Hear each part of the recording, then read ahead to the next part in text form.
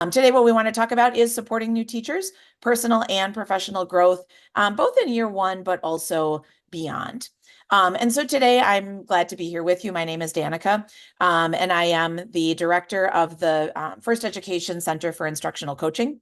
I'm also the author of Journey to Success, the essential guide for the first year of teaching. So I, in my previous lives, former teacher, instructional coach, special education director, and also curriculum director. So currently I lead trainings and provide coaching full time, but in my previous district, I did lead our new teacher and mentor programming. And I really, during that time did just learn so much and did so much research and so much to determine, what is the best way to provide the support for new teachers, to provide for new teachers what they really need. And so through the book that's here, through some of the other pieces that we'll talk about today, I'm just really excited to have this opportunity to share everything that I've learned and I'm still learning because it's a process and it's a journey. I did drop again in the chat the link to those handouts, which include all of the slides from today, but then also a couple of additional pieces. And as I did say before, I will follow up with an email with that information as well. So as we kind of get started, I would love to just take one moment to hear a little bit about, what brought you here today. So, I had a chance to look through kind of the roles of the folks that signed up for this session. And, we've got some coaches, we've got some folks that are in leadership roles that oversee new teacher support, some principals, but specifically for you, what brought you here today? What are you hoping to take away from this session? I'm going to just pause for 1 minute and give you a chance to respond in the chat. While you're taking a minute to do that, we all had our first year. And so I recently had the chance to find my first year class picture, which was really exciting. So this was my first class. It was the fall of 2001. I was fresh out of college. But all these years later, I still remember each of those little faces. And, even preparing for today, just remembering everything that they brought to the classroom. And, it makes me smile now. It didn't always then. But if I could go back in time, back to that first day of my first year, I would, take young Danica by the hands and tell her that, this is really going to be hard. You're well prepared. You've had some amazing student teaching experiences, new teacher Danica, but it still is really going to be a very challenging year. And I think as that new teacher in the classroom with this, beautiful group of kindergartners before me, I don't think I knew then, just how challenging that first year of teaching would be. I don't feel like I had been told that. And, like I say, I think we all go into that first year feeling really prepared, feeling really ready. But even then, even if you are well prepared, even if you've had great experiences, that first year is still so difficult. And, I think a lot about, first year teachers who are in a similar position to me, who had the training, who had the experiences. I also think about those folks coming into these roles that didn't have that, our folks that are on emergency license, on emergency permits, and joining us in our classrooms, and, just how very challenging that first year is.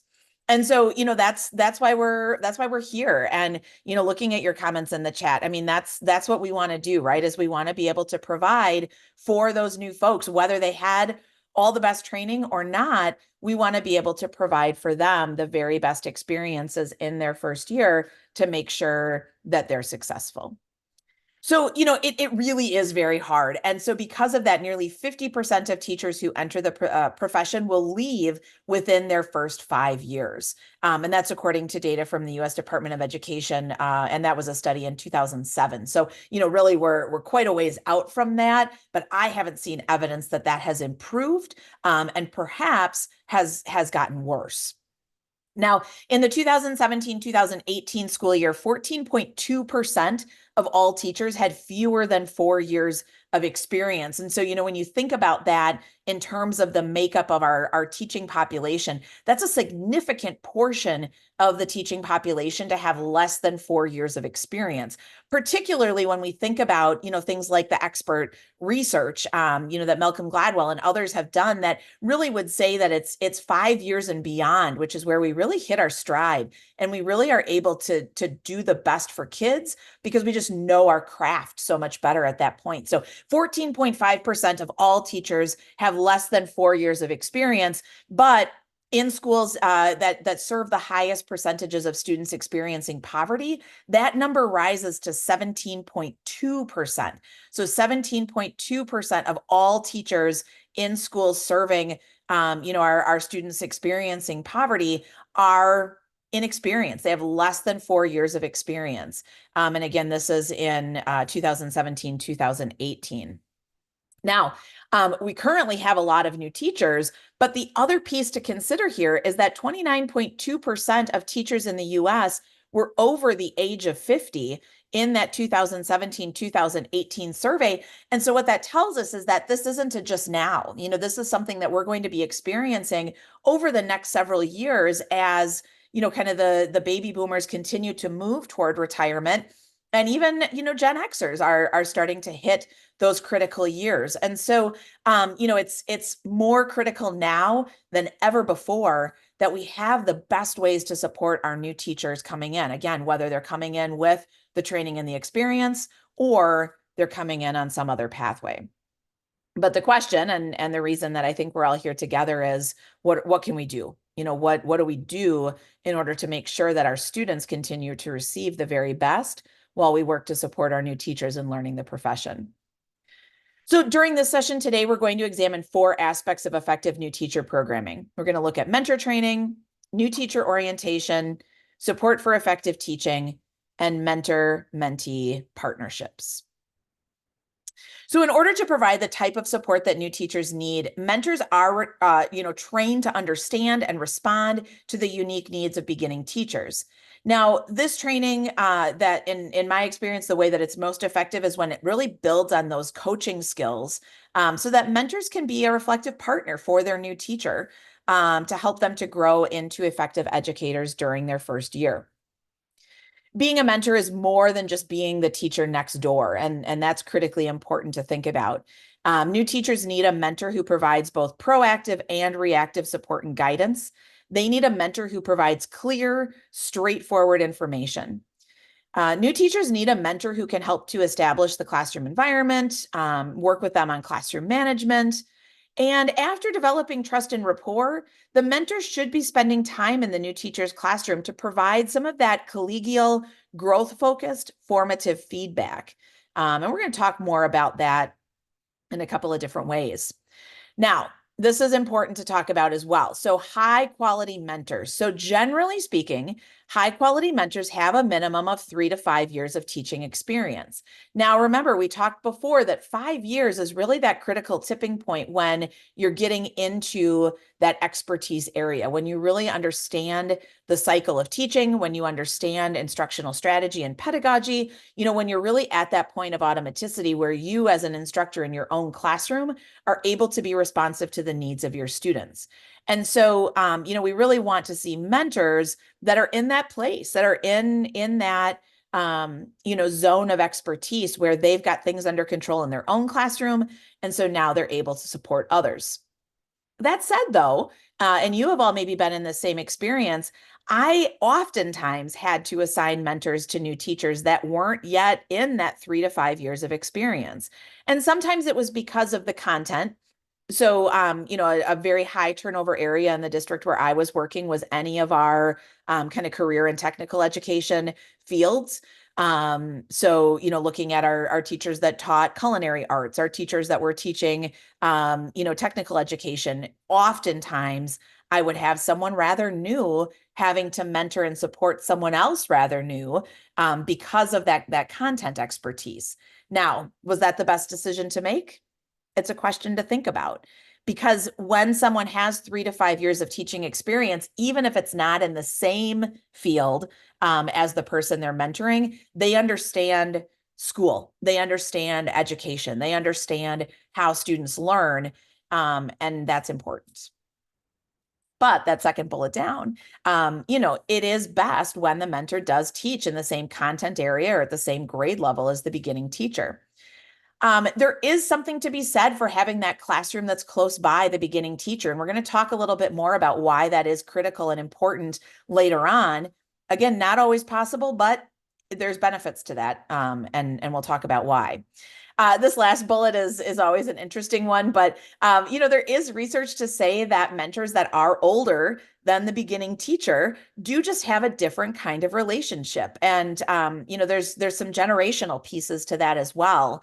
That I think are important to consider. And so it's not always possible, and it's not always best, but it is something just to think about in terms of the ability to form that mentor-mentee relationship. Just another factor. So these are, like I say, general guidelines. They're not the only criteria for finding a high quality mentor, but there are some pieces that are more important, because we also do want our mentor to be able to support new teachers in a really positive way as they navigate the culture of the school as well. And so, the aspects listed here are just as important as those other pieces, and maybe even more important. So leaders, you want to make sure that mentors are fully on board with the vision and the goals of the school. You need them to understand why the direction you're moving is important for students, is important for the success of your students, of your community. Because, as leaders, you have to know that in times of need, new teachers are going to have someone to turn to that's going to guide them down the right path. And so, maybe almost more important than being in the classroom next door, maybe almost more important than having that content expertise is a mentor who is going to be able to, really help that new teacher engage in reflection, be able to demonstrate and model those professional courtesies, those professional interactions that we want our new teachers to be learning. So, mentors not only should have strong pedagogical knowledge, they also do need to be able to model that professionalism and do need to be able to articulate the importance of where the school is headed and why it's headed in that direction.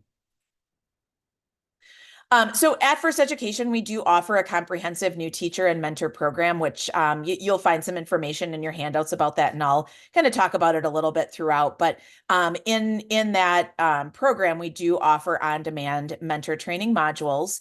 And in these modules, we do try to support mentors to first learn about the needs of new teachers and how to effectively support them. So we do know that our new teachers come to us with unique needs that are different than those of continuing educators. And really, even within those new teachers, those that have had the training in college and those that are there on an emergency permit or license, their learning is also a little bit different. Their needs are a little bit different. And so in our mentor training, we do start with kind of that foundational piece, understanding, sort of the cycle of being a new teacher and the types of supports that new teachers might need. And then we go on to provide tangible mentoring strategies that focus on using a coaching approach to mentoring. So mentors learn how to use questioning, how to use conversation to encourage reflection and also growth in their mentee. And we also teach mentors how to observe and provide feedback in a way that's collegial and goal focused. So oftentimes new teachers do have that opportunity to be observed by their building administrator and receive feedback in that way. But as we can all attest, feedback that's provided by a colleague just lands a little bit differently than from your boss, if you will. No matter how collegial and friendly and caring the boss is, they're still the boss. And so having been the boss, I accept and understand that and know that the feedback that I provide is just going to land a little bit differently than the feedback that might be provided by a colleague. So just a couple of, kind of reflection questions here for you to consider. And again, you do have this in your handouts packet, but as you think about your mentor training and think about your mentor selection, how do you go about ensuring that your mentors are the right people for the role? What are some of the strengths of your mentor training, adjustments that might need to be made? One of the aspects of our mentor program in the district where I worked that I think did help us to ensure that we had the right mentors is we did pay them. And you can never pay them what they're worth, of course, but it was a nice stipend. It was a nice amount that really did say, this is important. We value this and we value you as a mentor. And we know that the support that you provide to new teachers not only ensures their success, but also ensures the success of our students and our schools because you are there to support them in the way that they need as they navigate their first year. Okay, so the second component that we want to talk a little bit about then is new teacher orientation. And so that new teacher orientation should assist the new teacher in learning about different aspects of the district. So as you're planning for that new teacher orientation, there's some things to consider. So Tina Bugren is the author of Supporting Beginning Teachers, and she really has classified that learning into sort of four broad categories of support. So physical, emotional, instructional, and institutional. And when we plan for new teacher orientation, we're particularly paying close attention to physical support. So physical support includes things like what you see on the screen here. It's really those kind of setup and structure pieces that are really heavy on the mind of new teachers as the year begins. And so, these are some of the things that you want to think about with that new teacher orientation. But something that I just want to caution, and again, I know we've got folks here on the call that have had years of experience with developing new teacher programming. We really want to resist the urge to do everything before the school year begins. My own new teacher orientation, I had like an entire week of new teacher university, and I was taught, each of the resources as an elementary teacher, teaching all content areas. I was taught all of those resources. I was, taught some of those pieces on the previous slide. And then 1,000 other things. And by the end of the week, I was just exhausted. It was so much. But as someone who's been in the position of having to plan for that new teacher orientation and thinking about all the things that I want new teachers to know, I understand the challenge. But the reality is that, a brain can only take on 12 to 20 minutes of new learning before needing time to process what's being learned and to integrate that new knowledge with existing knowledge. So when we think about that in the context of supporting our beginning teachers, it's really easy to overwhelm new teachers in those days before the year begins. There's so much that they've missed. There's so much that we want them to know. There's so many things that they need before they enter that classroom. But to start them on the right foot, we want to be very intentional about what is part of that new teacher orientation and what we save until later. We can't do it all at once.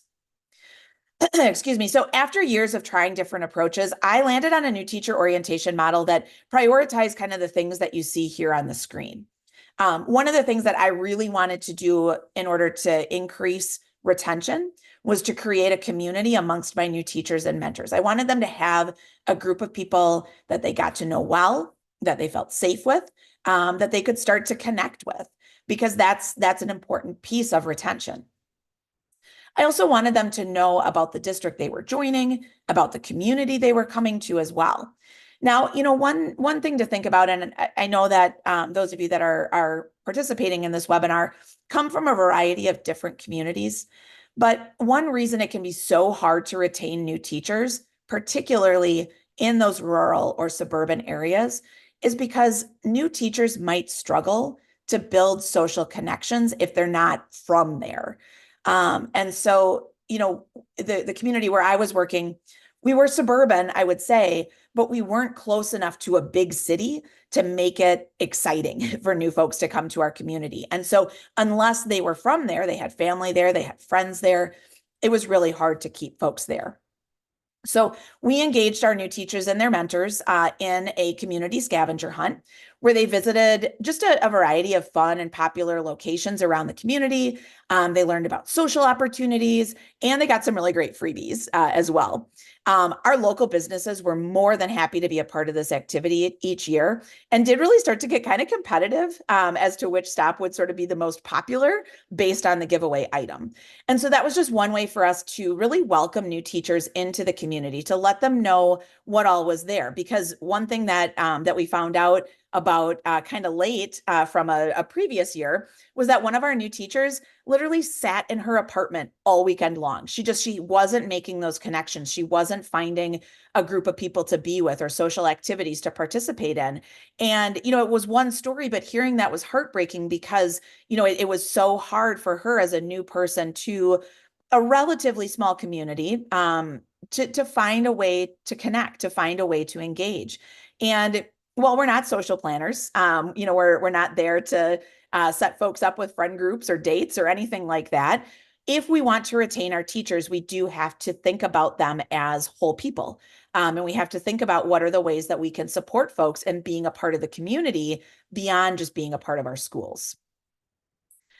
So during our new teacher orientation, in addition to, some of the pieces that you see here, we did also make sure that they had the opportunity to meet some of the key colleagues. So our superintendent was great about being available on that day, and new teachers stopped by to see him and got, a little sticker that they, could show their pride for the district.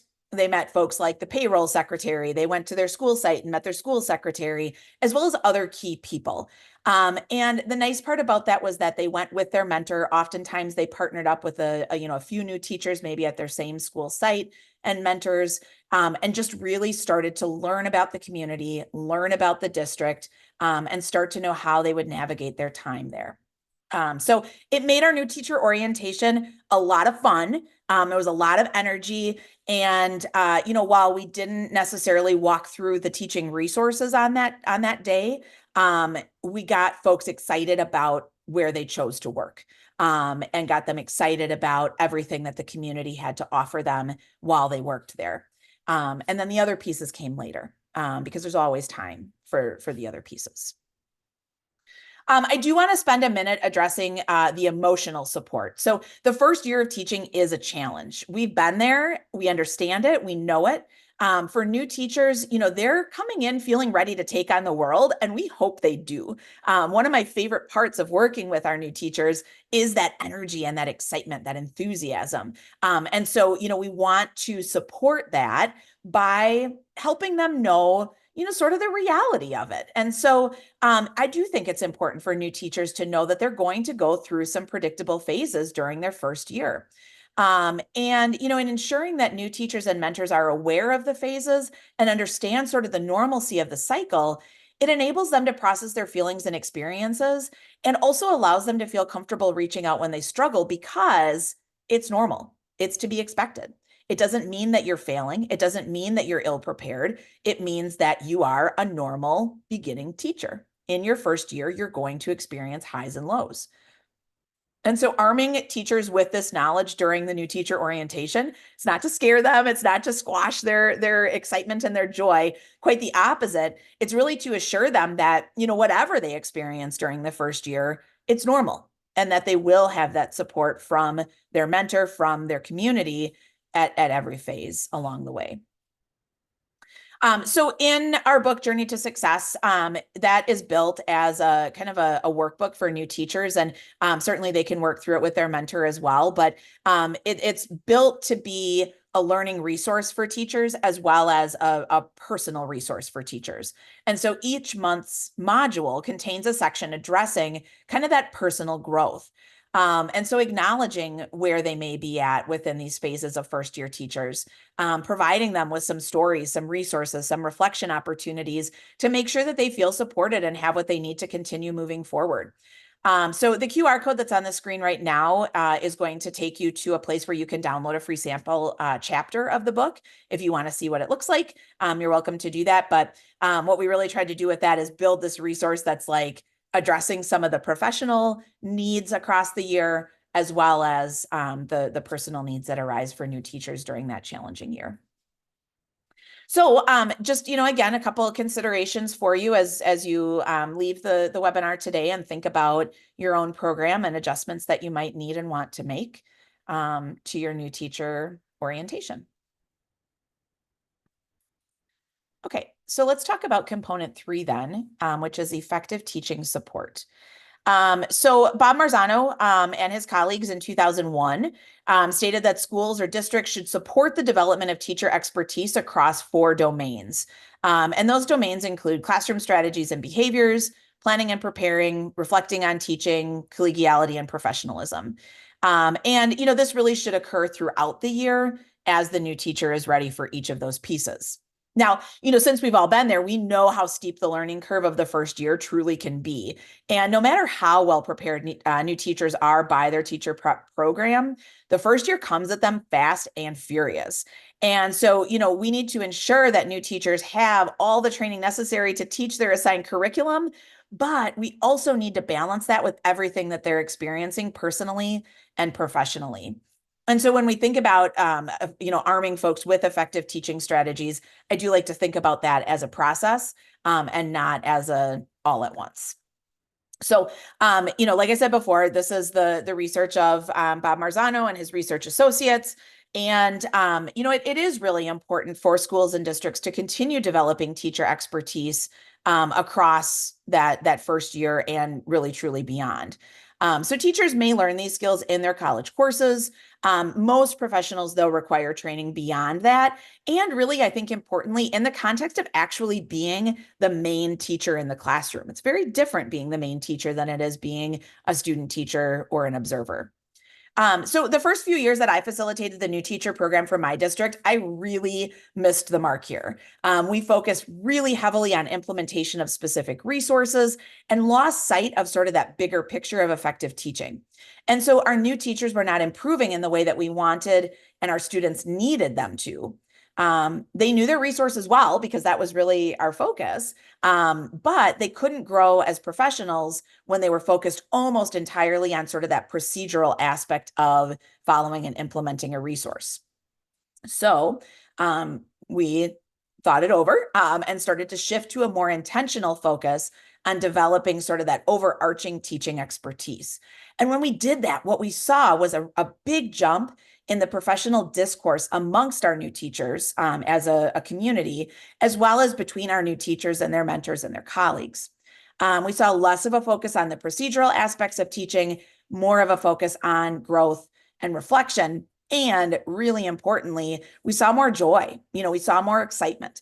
Not to say it isn't exciting to teach your resource the way it's designed to be taught, but when we have that opportunity to teach teachers the skills of teaching, the skills of leading a classroom and using the resource along the way, that brings that joy, and joy leads to retention. So being mindful of the phases of first year teaching can really help us to ensure that we're providing the right support and the right training across the year.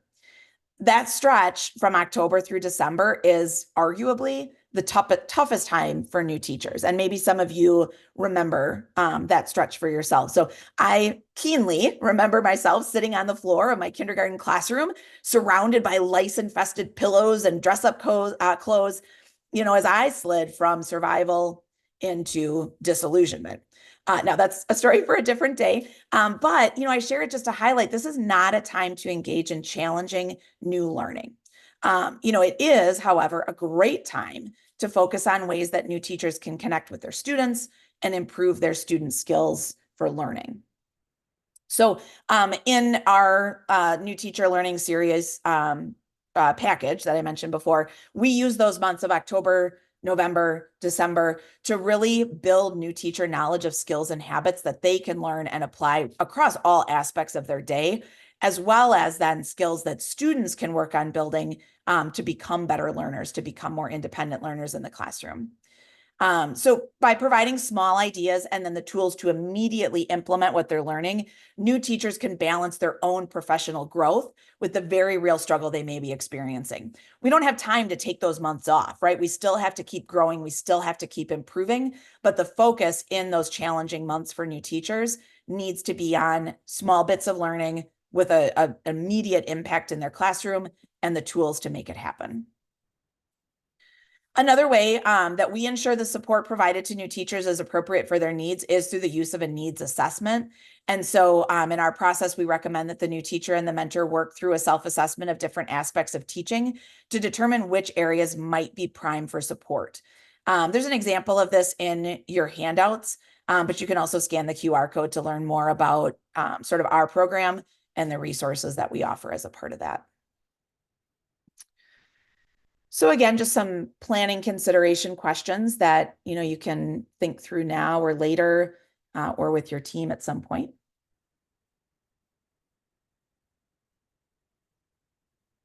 Okay, so the final component of a successful beginning teacher program is that mentor-mentee partnership.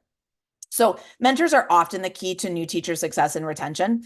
We talked before about how to select the right mentor, and now we shift our focus to the relationship between the mentor and the mentee. So too many mentor-mentees fall into the trap of not scheduling time together. And maybe their classrooms are right next door to each other and they feel like they see each other all the time. Or maybe the new teacher says they're fine. And so the value with scheduling time and really holding true to that scheduled time is that the focus when they meet then is fully on the needs of the new teacher without distractions. So my district during my first year had a mentoring program where it was peer mentors who were assigned by the district. And these folks were full-time mentors who traveled throughout the district to different schools supporting new teachers. So it was pretty soon after the crying on the floor lice incident that my mentor came to me and asked how things were going. And so of course I said, great, even though they definitely were not great. And he told me that he thought that that was the case too. He felt like I was doing really well and asked if it would be okay if he kind of backed off on our time together so he could support some of the other new teachers he was working with who needed him more. Now, I said, of course. But I believe that if we had had scheduled time where we sat down together and talked about some of the things like what you see on the screen here, I don't think that we would have been in that same place where I would have been saying I'm great and he would have been saying, yeah, I think so too. Because, I needed that opportunity to tell him that I was drowning and that I needed help. But I didn't feel like I could because of the way that our sessions worked. And so I do very strongly believe in scheduling that time for the mentor and the new teacher to sit down together to talk through checklists, to talk through some guiding questions, to really create that open space where the new teacher can talk. You can talk about important upcoming tasks. You can talk about, how things are going, but really to get that new teacher's personal and professional perspective on things that are hard, things that are going well, things that, they're just not really sure what to do next. These conversations build trust, but they also ensure that the new teacher knows that they have someone on their side no matter how hard things get. And so, for me, I'm going to talk through a couple of other essential mentoring activities, but this idea of scheduling time together is something that I think cannot be overemphasized. It's so, so critical to a successful mentor-mentee partnership. Mentors can help their new teacher to stay focused on their own growth through a goal setting process as well. I like to recommend sort of impact statement goals, and you can see an example of what that might look like on the screen. So an impact statement ensures the focus is on the actions that will be taken and then what will actually be seen as a result of the goal. And then that goal should be revisited each month. The mentor should ensure the new teacher has the support needed to keep going. The mentor can offer support, tangible ideas, resources, whatever the case might be to help the teacher with their goal that they've created. Conducting observations is something that I do think is an important aspect of mentoring. And there's so many different types of observations that can be useful to the growth of a new teacher. So the mentor can observe the new teacher, of course, the new teacher could observe the mentor. Really valuable, the new teacher and the mentor could go together to another classroom and observe side by side so they can have discussion about what they saw. But really, no matter the type of observation, focus is the key. So prior to the observation, the purpose should be well established and a goal set. so that it's really clear what we're looking at. And that's important no matter the type of observation, because in a classroom, there's always 1,000 things to see. But when we focus in, what we find is far more valuable because we went there looking for it. And so we know what we want to see. Feedback is critical to growth. And so, if the mentor observes the new teacher, being able to provide feedback, that provides clear information on what's working well, and ideas for what can be made even stronger. And so the tool that you see on the screen here is one that we train mentors in, just as an outline and a structure for providing feedback that leads to action and leads to growth and improvement.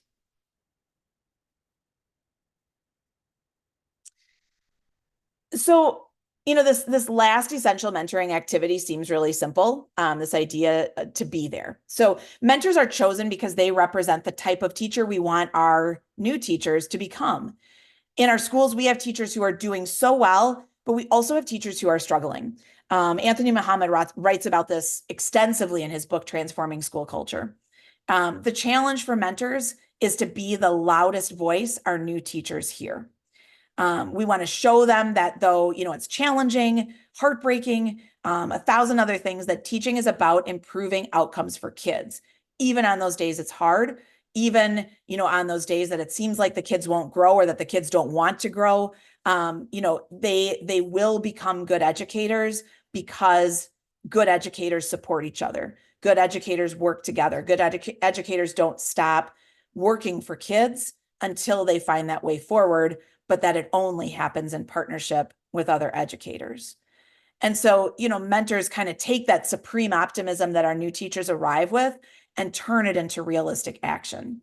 And unfortunately, what can happen when we don't have a good, strong mentor who's there, who's popping in regularly, who's, there on those difficult days, is that sometimes other voices start to swoop in, and they may not be the voices that we want loudest in our new teachers' ears. And so part of, selecting that right mentor is making sure that it's someone who can be there, is making sure that it's someone who isn't afraid to say that that's a perspective that some people may have, but that's not my experience. And that's not the way that I operate in my classroom, because I believe working hard for kids is so important. And here's some ways that I can support you in doing that work.